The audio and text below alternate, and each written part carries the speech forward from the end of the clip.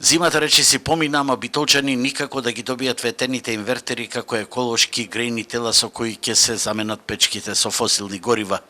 Локалната власт оди по жица и си игра со страпливоста на граѓаните, на кои им беа ветени 2500 клима уреди, како една од клучните еколошки мерки за справување со аерозагадувањето на градот.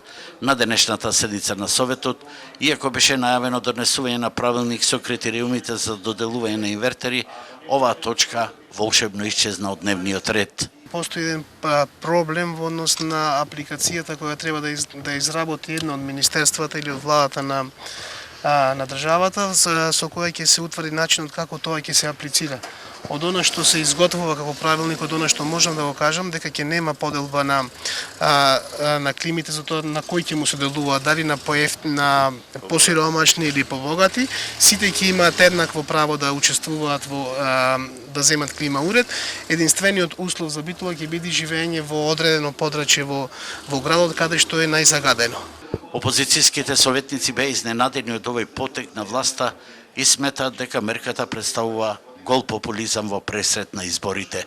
За прв пат во Битола оваа мерка беше најавена некаде уште во 8 месец 2019 година. 5 месеци подоцна на оваа тема која што власта ја промовираше како проект, како една од клучните мерки во стратегијата за справување со аерозагадувањето, гледаме дека власта нема направен ниту еден исчек. Ова е еден обид од власта за подкуп на гласачите во пресрет на предвремените парламентарни избори.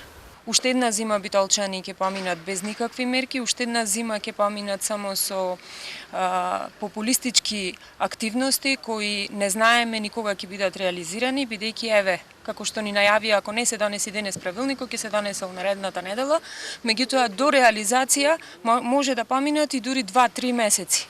Бидејќи се врши координација по вертикала за изготвување и унифицирање на правилниците, не е тешко да се предпостави дека инвертерите ќе се делат пред избори, а најсиромасите како социјално загрозени граѓани нема да бидат офатени.